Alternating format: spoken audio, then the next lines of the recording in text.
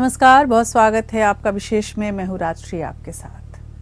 कम नहीं ये किसी से साबित कर दिखलाएंगी, खोल तो बंधन बेटियां हर मंजिल पा जाएंगी। जी हाँ, अब सारे बंधन खुल से गए और मंजिलें आधी आबादी को बुला रही हैं।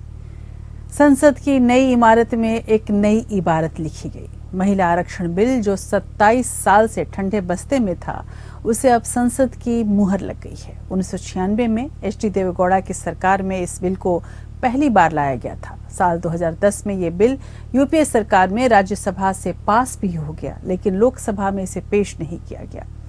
बिल लोकसभा और विधानसभाओं में महिलाओं को 33% आरक्षण देता है। अब कानून बनने के बाद लोकसभा और विधानसभा की 1/3 सीटें महिलाओं के लिए रिजर्व हो जाएंगी। महिलाओं को आरक्षण सिर्फ लोकसभा और विधानसभा में ही मिलेगा। राज्यसभा और विधान परिषद में महिलाओं को आरक्षण अभी नहीं मिलेगा। अनुसूचित जाति और जनजाति महिलाओं के लिए अलग से आरक्षण नहीं है, उन्हें आरक्षण के अंदर ही आरक्षण मिलेगा। यानी कि लोकसभा और विधानसभाओं में जितनी सीटें SC/ST वर्ग के लिए आरक्षित हैं, उन्हीं में से 33% सीटें महिलाओं के लिए होंगी। तो ये विधेयक से जुड़ी मोटी मोटी बातें हैं, लेकिन अहम बात यह है कि महिला आरक्षण लागू होने में लंबा वक्त लग सकता है। बताया ये जा रहा है कि जनगणना के बाद जब परिसीमन होगा तब ये कानून लागू होगा। यानी 2024 के लोकसभा चुनाव में महिलाओं के लिए आरक्षण नहीं होगा। अगर इस टाइमलाइन को ध्यान में रखें तो शायद 2039 में हम महिलाओं को विधानसभा या लोकसभा में देख पाएंगे। साथ में अब ओबीसी के लिए महिला आरक्षण की मांग तेज हो चुकी है और इसकी सियासत अलग है। आज हम वो भी समझेंगे इस विशेष में। तो चलिए शुरू करते हैं आज का ये विशेष, महिलाओं का है जमाना।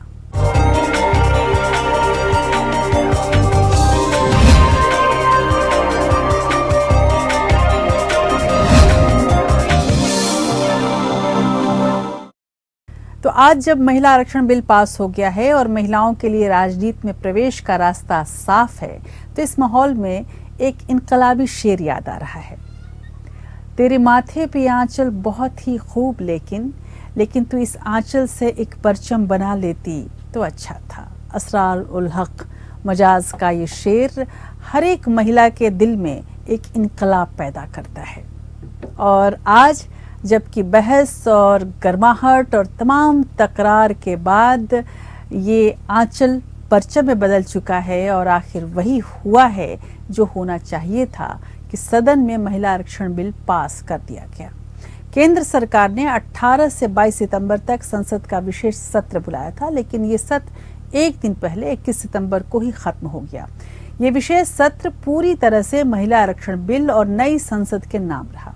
महिला आरक्षण बिल नई संसद में पेश और पास होने वाला पहला बिल बना। बिल पास होने के बाद बीजेपी में जश्न का माहौल चल रहा है। अब जब पीएम मोदी बीजेपी मुख्यालय पहुंचे तो वहां भी उनका भव्य स्वागत किया गया। बीजेपी की महिला सांसदों और कार्यकर्ताओं ने महिला आरक्षण बिल पास होने की खुशी में फूलों की बरसात करके पीएम मोदी का स्वागत किया। भव्य स्वागत से अभिभूत पीएम मोदी ने कहा कि हमें इतिहास बनाने का मौका मिला है। पीएम मोदी ने पूरे देश को बिल पास होने पर बधाई दी है, लेकिन विपक्ष सरकार की मंशा पर सवाल उठा रहा है। कांग्रेस नेता राहुल गांधी ने महिला आरक्षण को जल्द से जल्द लागू करने की मांग की और उसके लिए फॉर्मूला भी सुझाया। लेकिन क्या सरकार विपक्ष की मांग को मानेगी या फिर उसे 2024 और 2029 के लिए तुरूप के पत्ते के तौर पर इस्तेमाल करेगी? कुछ ऐसा ही अंदेशा तमाम एक्सपर्ट्स के मन में आता है कि महिला आरक्षण बिल, जिसको लेकर आधी आबादी खुशी से फूले नहीं समा रही है, आज की ये जो आबादी है, इसमें से कितनी ऐसी महिलाएं होंगी जो वाकई इसका लाभ उठा पाएंगी? क्योंकि दरअसल जो टाइमलाइन दिया जा रहा है, जिस तरह से तैयारियां दिख रही हैं, उससे ऐसा लग रहा है कि 2039 के पहले महिलाओं को अपना हक मिलने में वक्त लगेगा। क्या है पूरी स्थिति, देखिए इस रिपोर्ट में।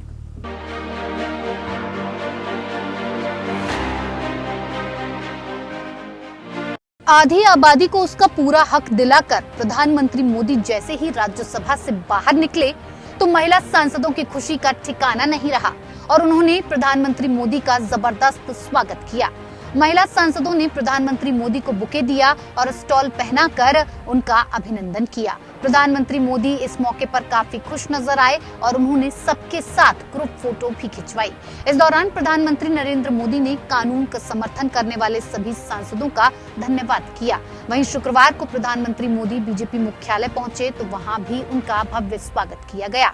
बीजेपी की महिला सांसदों और कार्यकर्ताओं ने महिला आरक्षण बिल पास होने की खुशी में फूलों की बरसात कर प्रधानमंत्री मोदी का स्वागत किया। इस दौरान कार्यकर्ताओं ने जमकर ढोल नगाड़े बजाए।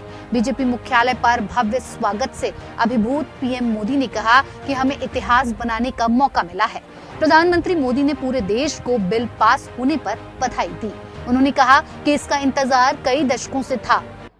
मेरे प्यारे परिवारजन, महिला आरक्षण के लिए इतने दशकों से कोशिश तो हो रही थी, लेकिन मैं आपसे जानना चाहता हूं, 3 दशक से बात हो रही थी,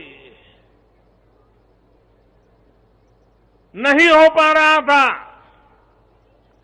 आज ये संभव हुआ है। प्रधानमंत्री मोदी ने कहा कि पहले महिला आरक्षण बिल पर लीपापोती होती थी। इस कानून ने सिद्ध किया है कि देश को आगे ले जाने के लिए पूर्ण बहुमत वाली सरकार बहुत ही आवश्यक है। वहीं प्रधानमंत्री मोदी ने महिलाओं के हित में किए गए कामों को गिनाते हुए कहा कि उनकी सरकार ने महिलाओं की सुविधा के लिए मातृत्व अवकाश बढ़ाया, सैनिक स्कूल, सेना के अधिकारी पदों पर महिलाओं की एंट्री भी दी गई, मुस्लिम महिलाओं के अधिकारों के लिए 3 तलाक को खत्म किया गया। सामाजिक स्तर पर भी 3 तलाक जैसी जिन कुरीतियों के कारण महिलाओं पर अत्याचार होते थे, हमने कानून बनाकर उन्हें रोका है। हमारी करोड़ों मुस्लिम बहनों को आज 3 तलाक की अमानवीय प्रथा से सुरक्षा मिली है। वो महिलाएं भी अब अपने अधिकारों के लिए आगे आ रही है। प्रधानमंत्री मोदी महिला आरक्षण बिल के पास होने को ऐतिहासिक घटना बता रहे हैं, लेकिन ये भी हकीकत है कि महिला आरक्षण इतना जल्दी लागू होने वाला नहीं है। पहले जनगणना और फिर परिसीमन यानी देश की आधी आबादी को इसके लिए 2029 तक इंतजार करना पड़ सकता है। अब इसे विपक्ष बीजेपी का चुनावी स्टंट करार दे रहा है। वो हिंदुस्तान की जनता को और पावर ट्रांसफर करने का तरीका है। मैं कहता हूं कि हिंदुस्तान के जो ओबीसीज हैं, दलित्स हैं, ट्राइबल्स हैं, बाकी लोग हैं, महिलाएं हैं, उनको हमने ट्रांसफर ऑफ पावर करना है। उनके लिए हमें पावर ट्रांसफर करना है, उनके हाथों में पावर डालनी है। फाउंडेशन वो है और कास्ट सेंसस की जरूरत है, क्योंकि उसको समझे बिना हम ये कर ही नहीं सकते। भले ही विपक्ष ने समर्थन देकर महिला आरक्षण बिल को दोनों सदनों से पास करा दिया है, लेकिन विपक्ष को सरकार की मंशा पर आशंका है। विपक्ष की मांग है कि बिल में ओबीसी महिलाओं के लिए अलग से आरक्षण की व्यवस्था हो और इसे जल्दी से लागू किया जाए। महिला आरक्षण की जहाँ तक बात है, हम लोग तो पहले से ही हम लोगों की पुरानी मांग रही है कि आरक्षण में भी आरक्षण हो। हम चाहते हैं कि हर एक सेक्शन की महिला जो है उसमें जो है इसकी भागीदारी होनी चाहिए, चाहे हर समाज की महिला जो है इसमें उनके लिए आरक्षित जो है सीटें वो होनी चाहिए। खास तौर पे SC ST का है, उसी तर्ज पर पिछड़ा हो, अति पिछड़ा हो, अल्पसंख्यक महिलाएं हो, इन सबों का भी जो है आरक्षण जो है उसमें होना चाहिए। दरअसल इस साल के विधानसभा चुनाव या 2024 के आम चुनाव में महिला आरक्षण लागू होना मुश्किल है, क्योंकि मसौदे के मुताबिक कानून बनने के बाद पहली जनगणना और परिसीमन में महिला आरक्षित सीटें तय होंगी। 2021 में होने वाली जनगणना अब तक नहीं हो सकी। जनगणना में कम से कम 2 साल लगेंगे और इसके बाद ही परिसीमन संभव है, लेकिन मौजूदा कानून के तहत अगला परिसीमन 2026 से पहले नहीं हो सकता। ऐसे में 2027 में 8 राज्यों के चुनाव और 2029 के आम चुनाव से ही ये लागू हो पाएगा। ऐसे में विपक्ष मोदी सरकार की मंशा पर सवाल उठा रहा है। सवाल ये है कि क्या आने वाले विधानसभा चुनाव और 2024 के लोकसभा चुनाव में सियासी फायदे के मोदी सरकार ने महिला आरक्षण बिल को पास कराने का दांव चला है। मोदी सरकार का ये वो दांव है जो विपक्ष को परेशान कर रहा है। Bureau report, APN news.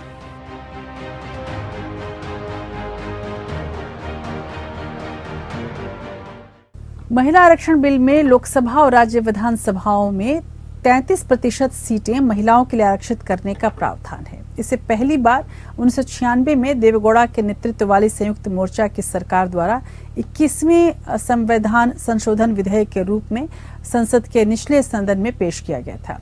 इसके बाद 1998 और 99 में भी इसे पेश किया गया, लेकिन गठबंधन युग में ये सदन की मंजूरी पाने में विफल रहा। इसके पहले इंदिरा गांधी के जमाने में 1973 में एक कमेटी बनी और जिसने ये रिपोर्ट दिया था कि महिलाओं को भी अपेक्षित भागीदारी देना बेहद ज़रूरी है। लेकिन उस वक्त कमेटी के तमाम मेंबरान, इसमें महिलाएं भी शामिल थीं, उन्होंने रिजर्वेशन का विरोध किया था और ये माना था कि चूंकि पुरुष और महिला समाज के दो ऐसे अहम अंग हैं जो एक साथ चलते हैं, इसलिए महिलाओं को खुद ही आगे आना होगा और अपने काबिलियत से जगह बनानी होगी। लेकिन वक्त बीतता रहा, कभी भी इतनी काबिल महिला शायद समाज के नज़रों में नहीं हो पाई, सियासतदानों के नज़रों में नहीं हो पाई, दलों की नज़रों में नहीं हो पाई कि उसे सबसे ज़्यादा टिकट मिले। इसलिए आज आरक्षण का रास्ता चुना गया। इसके पहले राजीव गांधी ने भी पंचायती राज में जब स्थापना हुई उसमें महिलाओं को बहुत निचले स्तर पर भी आरक्षण देने की बात कही थी, ताकि नीचे से अगर आरक्षण मिल जाएगा तो सदन में महिला आरक्षण की जरूरत नहीं पड़ेगी, बल्कि महिलाओं की भागीदारी ऐसी ही बढ़ जाएगी। राज्यों ने इसका तब विरोध किया था। लेकिन कुल मिलाकर अगर हम देखें तो 2010 से इस पूरे मसले को ज्यादा गंभीरता से लिया गया। अंतिम ठोस घटनाक्रम 2010 में हुआ था, जब राज्यसभा ने हंगामे के बीच विधेयक को पारित भी कर दिया था। हालांकि विधेयक लोकसभा से पारित नहीं हो सका और अटक गया। जब विधेयक पारित कराने की आखिरी कोशिश की गई तो संयुक्त प्रगतिशील गठबंधन यानी यूपीए सत्ता में थी और तब ये माना जा रहा था कि यूपीए में कांग्रेस को, खासकर मनमोहन सिंह सरकार को काफी डर था कि कहीं उनकी सरकार गिर न जाए, क्योंकि मुख्य विपक्षी दल इसके विरोध में थे और इस वजह से इस बिल को लोकसभा में नहीं लाया गया। लेकिन इससे पहले लोकसभा में महिला आरक्षण बिल पर जब बहस हुई थी तो वो बहस बहुत दिलचस्प थी। जब बिल पर बहस हुई तब विपक्ष की ओर से सोनिया गांधी, राहुल गांधी समेत कई नेताओं ने अपनी राय रखी। सत्ता पक्ष की ओर से गृह मंत्री अमित शाह, स्मृति ईरानी, निशिकांत दुबे समेत कई सांसदों ने बिल के पक्ष में अपनी बात कही। सोनिया ने भावुक होकर राजीव गांधी को याद किया, जिन्होंने पहली बार निकाय चुनाव में महिलाओं की भागीदारी सुनिश्चित करने वाला बिल लाया था। ओबीसी आरक्षण पर भी तलवारें खींची, जमकर सियासत भी देखने को मिली। विपक्ष ने बिल का समर्थन तो किया, लेकिन ओबीसी आरक्षण और अल्पसंख्यकों का पेंच फंसाने की कोशिश की। बिल के पक्ष में 454 वोट पड़े, सिर्फ 2 सांसदों ने इसका विरोध किया। विरोध करने वालों में ओवैसी शामिल।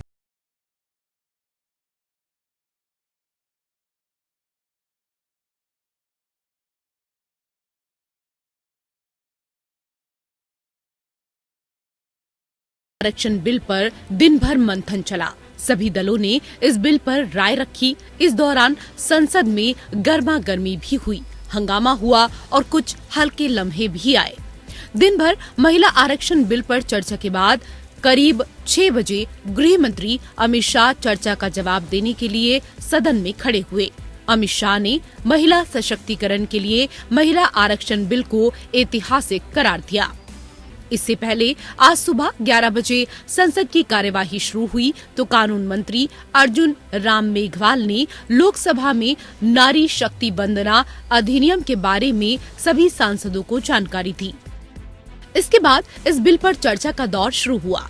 कांग्रेस सांसद सोनिया गांधी ने ऐलान किया कि कांग्रेस महिला आरक्षण बिल का समर्थन करती है। उन्होंने कहा कि पहली बार निकाय चुनाव में महिलाओं की भागीदारी सुनिश्चित करने वाला बिल मेरे पति राजीव गांधी ही लाए थे। हालांकि इस दौरान सोनिया ने मांग की कि जातिगत जनगणना कराकर एससी, एसटी और ओबीसी आरक्षण का प्रावधान इस बिल में शामिल किया जाए। स्टेडियम तक भारत की स्त्री का सफर बहुत लंबा है, लेकिन आखिरकार उसने मंजिल को छू लिया है। उसने जन्म दिया, उसने परिवार चलाया, उसने पुरुषों के बीच तेज दौड़ लगाई और असीम धीरज के साथ अक्सर खुद को हारते हुए लेकिन आखिरी बाजी में जीतते हुए देखा। भारत की स्त्री के हृदय में महासागर जैसा धीरज है। उसने खुद के साथ हुई बेईमानी की शिकायत नहीं की और सिर्फ अपने फायदे के बारे में कभी नहीं सोचा। सोनिया गांधी के बाद केंद्रीय मंत्री और बीजेपी सांसद निशिकांत दुबे ने अपनी बात रखी। हालांकि उनके खड़े होने पर कांग्रेस सांसदों ने हंगामा किया और महिला सांसद से चर्चा का जवाब देने की मांग की। इस पर अमित शाह ने कहा कि क्या पुरुष महिलाओं की चिंता नहीं कर सकते। इसके बाद निशिकांत दुबे ने अपनी बात रखी। निशिकांत ने कहा, हम बिल लाए हैं तो कांग्रेस को दिक्कत है। उन्होंने पूछा कि कांग्रेस ने निकाय चुनाव में ओबीसी को आरक्षण क्यों नहीं दिलाया था। या उसके समर्थक दल किस तरह से लोकतंत्र का गला घोटते हैं, वो मैं उदाहरण हूँ। मैं गांव में पैदा हुआ, मेरे माँ पिताजी आज भी गांव में रहते हैं। आज जब मैं पार्लियामेंट के लिए चल रहा था तो मेरी माँ आज एम्स देवघर में भर्ती है सर। उसने मुझे फोन किया कि बेटा यदि पार्टी तुमको मौका देती है तो आज इस बिल के बारे में जरूर बोलो। और इसीलिए कहा उसने कि जो महिला है सर, आज यदि सारे पुरुष यहाँ मौजूद हैं। वहीं महिला आरक्षण बिल पर बोलते हुए कांग्रेस नेता राहुल गांधी ने इसका समर्थन किया। उन्होंने इसे आज से ही लागू करने की मांग की, लेकिन ओबीसी आरक्षण का भी मुद्दा उठा दिया। इस दौरान सत्ता पक्ष ने राहुल के बयान पर हंगामा कर दिया। For some reason, and I don't quite understand what this reason is, the moment the opposition raises the issue of caste census, the BJP tries to create a new distraction, a new sudden, event, so that the OBC community and the people of India look the other way. दोपहर 3 बजे के करीब केंद्रीय मंत्री स्मृति ईरानी को bill पर बोलने का मौका मिला। उन्होंने विपक्ष पर हमला बोलते हुए कहा कि कांग्रेस जो बिल लेकर आई थी वो कमजोर था, जबकि हमने मजबूत महिला आरक्षण बिल पेश किया है। हमारी सभ्यता में ये भी मान्यता है कि नव भवन में जब प्रवेश होता है तो पहला पैर, पथ पर पहला आगमन घर की लक्ष्मी का होता है। कई समाज के वर्गों में भवन के बाहर घर की लक्ष्मी अपने हाथ की अमिट छाप छोड़ती है और कई परिवारों में पैरों के नीचे आलता लगाकर बेटियों का सबसे पहला कदम ऐसे भवनों में रखा जाता है। महिला आरक्षण बिल का टीएमसी ने भी समर्थन किया। टीएमसी सांसद महुआ मोइत्रा ने ममता बनर्जी को मदर ऑफ बिल बताया। वहीं 2010 में महिला आरक्षण बिल का विरोध करने वाले जेडीयू ने इस बार बिल का समर्थन किया। जेडीयू सांसद राजीव रंजन उर्फ लल्लन सिंह ने कहा कि हम इसका समर्थन करते हैं, लेकिन उन्होंने सरकार की मंशा पर सवाल उठाए। उन्होंने कहा कि मोदी सरकार की नीयत महिलाओं को आरक्षण देने की नहीं है, ये इनका जुमला है। ये ऐलान इन्हें 28 पार्टियों के गठबंधन से डर कर करना पड़ा। हम समर्थन इसलिए करते हैं कि हमारा विश्वास है महिला सशक्तिकरण में, लेकिन जो सरकार ने जो बिल लाया है और जो इनकी मंशा है, वो मंशा इनको महिलाओं को सांसद में या विधानसभाओं में आरक्षण देना नहीं है। ये 26 पार्टियों का जो INDI ये बना है, उसका पैनिक रिएक्शन है। उसके पैनिक रिएक्शन में इन्होंने ये बिल लाया, इनकी कोई मंशा नहीं है। उधर संसद के अंदर बीएसपी ने कुछ मांगों के साथ महिला आरक्षण बिल का समर्थन किया। बीएसपी सांसद संगीता आजाद ने कहा, लोकसभा और राज्य की विधानसभाओं में 50% आरक्षण दिया जाए। विधेयक में SC, ST और OBC का भी कोटा शामिल किया जाए। इससे पहले सदन के बाहर BSP सुप्रीमो मायावती ने भी प्रेस कॉन्फ्रेंस कर यही मांग की थी। देश की महिलाओं को ये आरक्षण प्राप्त नहीं हो पाएगा। पहले पूरे देश में जनगणना कराई जाएगी। जब ये बिल पास हो जाएगा हाउस में, पार्लियामेंट में, तो पास होने के बाद पहले पूरे देश में जनगणना कराई जाएगी। पास तो हो जाएगा ये, लेकिन तुरंत लागू नहीं होगा। वहीं 2010 में महिला आरक्षण बिल का जबरदस्त विरोध करने वाली समाजवादी पार्टी ने भी इसका समर्थन किया है, लेकिन कुछ शर्तें जरूर लगा दी। सपा की ओर से चर्चा में शामिल हुई सांसद डिंपल यादव ने कहा कि सपा की हमेशा मांग रही है कि इसमें SC, ST के अलावा OBC और अल्पसंख्यकों को भी शामिल किया जाए। समाजवादी पार्टी की हमेशा से यह मांग रही है कि पिछड़ा वर्ग महिला तथा अल्पसंख्यक महिला को भी इसमें सम्मिलित किया जाए। दरअसल 2024 के चुनाव से पहले महिला आरक्षण बिल का दांव चलकर प्रधानमंत्री नरेंद्र मोदी ने मास्टर स्ट्रोक चल दिया है। 2014 और 2019 के लोकसभा चुनाव में जिस तरह से महिला वोटर्स ने बीजेपी का साथ दिया है, उससे विपक्ष सतर्क हो गया है और महिला आरक्षण बिल पर फूंक फूंक कर कदम रख रहा है। विपक्ष बिल के समर्थन में तो दिखना चाह रहा है, लेकिन OBC और अल्पसंख्यक का पेच फंसाकर अपनी सियासत भी साधने की कोशिश कर रहा है। Bureau report, APN। उधर संसद में महिला आरक्षण बिल इतना जरूरी क्यों है, ये इन आंकड़ों से पता चलता है। लोकसभा में महिला सांसदों की संख्या 15% से कम है, जबकि कई राज्यों के विधानसभाओं में उनका प्रतिनिधित्व 10% से भी कम है। मौजूदा लोकसभा में 78 महिला सदस्य चुनी गईं, जो कुल संख्या 543 का 15% से भी कम है। सरकार द्वारा पिछले दिसंबर में संसद के साथ साझा किए गए आंकड़ों के अनुसार राज्यसभा में भी महिलाओं का प्रतिनिधित्व लगभग 14% है। ये कानून इस असंतुलन को खत्म जरूर करेगा, इसकी उम्मीद है। उधर महिला आरक्षण विधेयक पर ऑल इंडिया मजलिस इत्तेहाद मुस्लिमीन यानी कि AIMIM के अध्यक्ष असदुद्दीन ओवैसी का विरोध सामने आया। ओवैसी ने महिला आरक्षण बिल का विरोध किया। ओवैसी ने कहा कि देश में 7% मुस्लिम महिलाएं हैं, लेकिन इस सदन में उनका प्रतिनिधित्व सिर्फ 0.7% ही है। मुस्लिम लड़कियों का ड्रॉप आउट 19% है, जबकि अन्य समुदाय में ये केवल 12% है। वहीं आधी मुस्लिम महिलाएं अशिक्षित हैं। तो आप देख लीजिए कि अब तक 17 लोकसभा के चुनाव भारत में हुए हैं, उसमें से 8,992 MPs मुंतखब हुए हैं, जिसमें से मुसलमान सिर्फ 520 हैं, जो 50% का एक डेफिसिट है। उस 520 में मेरे ख्याल से मुट्ठी भर मुस्लिम खवातीन हैं। तो आप रिप्रेजेंटेशन कहाँ दे रहे हैं, किसको दे रहे हैं रिप्रेजेंटेशन? जिनका रिप्रेजेंटेशन या उनको रिप्रेजेंटेशन मिलना चाहिए ना।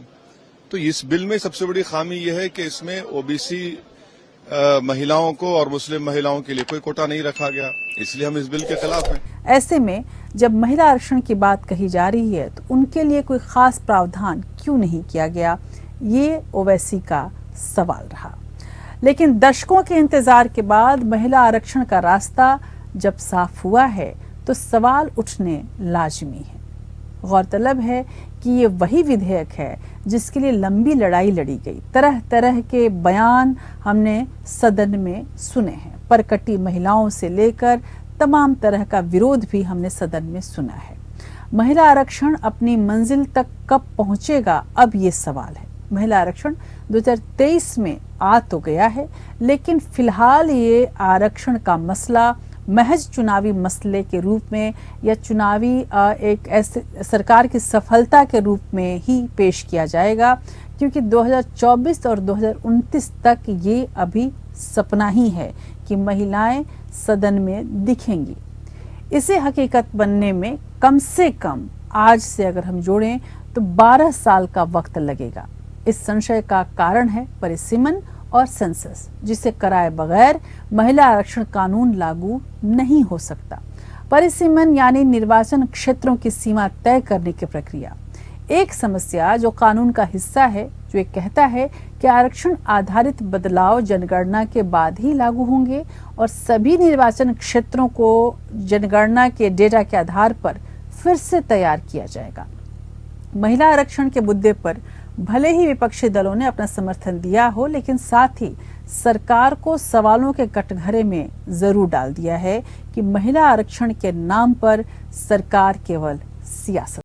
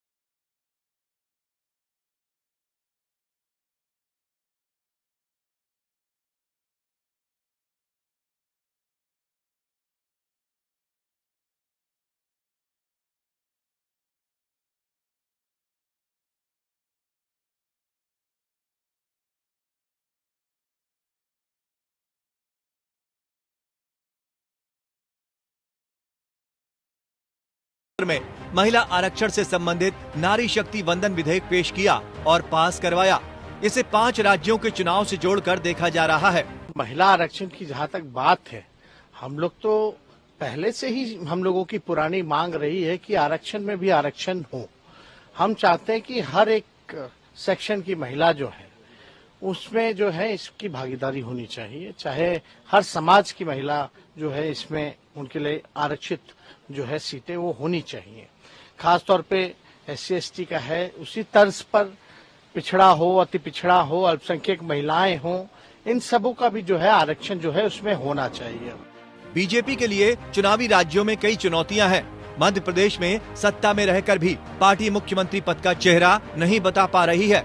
छत्तीसगढ़ में 4.5 साल तक बीजेपी नेताओं की निष्क्रियता के साथ राजस्थान में वसुंधरा राजे की पार्टी की परिवर्तन यात्रा से दूरी को लेकर भी सवाल खड़े हो रहे हैं। महिला आरक्षण सीधे सीधे महिलाओं से जुड़ा है ही, राज्यों से भी जुड़ा है। ऐसे में विरोधियों के लिए बीजेपी पर यह आरोप लगाना भी मुश्किल होगा कि पार्टी राष्ट्रीय मुद्दे के सहारे राज्य चुनाव में वोट मांग रही है। जो मैं संविधान संशोधन जो बिल लेकर के आया हूं, उसके माध्यम से हम आर्टिकल 330 में एक अमेंडमेंट करेंगे, जोड़ा है। इसमें आप सदन अनुमति देगा तो उसमें जुड़ेगा।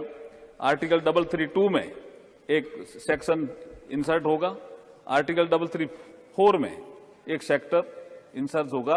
क्रमशः ये 33A, article 332A, article 334A, ये न्यू आर्टिकल होंगे संविधान में, जिसके माध्यम से लोकसभा और देश की सभी विधानसभाओं में 1/3 सीटें नारी शक्ति के लिए आरक्षित की जाएगी। ये बहुत बड़ा कदम है, बहुत बड़ा कदम है।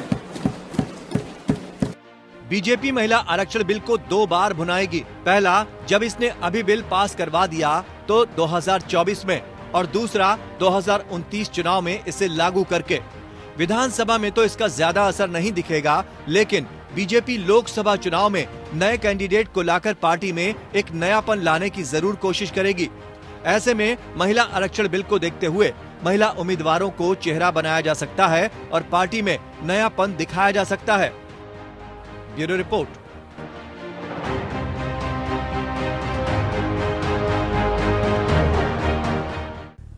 तो गौर करने की बात यह है कि महिलाओं के लिए राजनीति में आरक्षण की मांग आजादी से पहले से उठ रही है। 1931 में बेगम शाह नवाज और सरोजनी नायडू ने इस संबंध में ब्रिटिश प्रधानमंत्री को एक पत्र लिखा था। इसमें महिलाओं के लिए राजनीति में समानता की मांग की गई थी।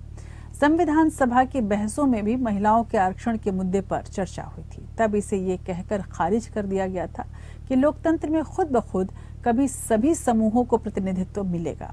वाजपेयी सरकार ने इसके बाद 3 बार 2000, 2002 और 2003 में इस विधेयक को कानून बनाने की कोशिश की। हालांकि हर बार की तरह इन सभी मौकों पर अटल सरकार को कामयाबी नहीं मिली। अब बीजेपी की सधी हुई रणनीति और बहुमत के बल पर महिला आरक्षण बिल पास करा लिया गया है। और जिस तरह से कहा जाता है कि दिन की रोशनी ख्वाबों को बनाने में गुजर गई, रात की नींद बच्चे को सुलाने में गुजर गई, जिस घर में मेरे नाम की तख्ती भी नहीं, सारी उम्र उस घर को सजाने में गुजर गई। ये शेर हाल ही में महिला आरक्षण बिल पारित होने पर कांग्रेस अध्यक्ष और राज्यसभा में विपक्ष के नेता मल्लिकार्जुन खड़गे ने संसद में अर्ज किया था। ये शेर महिलाओं की हकीकत को बयान करता है। बिल तो पास हो गया, लेकिन संवैधानिक अड़चनों को देखते हुए इसके कार्यान्वयन को दूर की कौड़ी माना जा रहा है। वैसे अगर दशकों के गतिरोध के बाद अब महिला आरक्षण हकीकत बनता दिख रहा है, तो इसके सियासी फायदे को अपना बनाने की भी होड़ तेज है। बीजेपी तो इस पर अपना पहला हक जता सकती है। कांग्रेस ने कानून जल्द लागू करने की मांग करके ओबीसी आरक्षण का मुद्दा जोड़कर अपना नफा नुकसान देख रही है। बसपा सपा की अपनी चालें हैं, लेकिन शायद ही किसी ने इस विधेयक का खुले तौर पर विरोध किया। इससे साफ है कि आधी आबादी की नाराजगी कोई मोल नहीं लेना चाहता, कोई इस वोट बैंक के फायदे के हाथ से जाने भी नहीं देना चाहता। कल तक जिस बात पर समन्वय नहीं बन पाया, मोदी सरकार ने एक झटके में इस पर अपनी मुहर लगाते हुए इतिहास को हकीकत में बदल दिया। अब एक नई सियासी फौज तैयार करने की कवायद शुरू होगी। महिलाओं उम्मीदवारों का चयन भी एक चुनौती है। तमाम मुश्किलातों के बावजूद एक बात तो तय है कि ये बात ज़रूर कही जाएगी कि अभी रोशन हुआ जाता है रास्ता, वो देखो कि एक औरत आ रही है। इस उम्मीद में कि अब राजनीति की दुनिया भी रोशन होगी, महिलाओं को हक मिलने से हमारा भविष्य सुरक्षित होगा और न केवल सुरक्षित होगा बल्कि भारत एक सुनहरे भविष्य की ओर बढ़ेगा। इस उम्मीद में देर से ही सही हम दुरुस्त आ चुके हैं और देर से ही सही आने वाला भविष्य दुरुस्त रहेगा। आज विशेष में इतना ही। नमस्कार।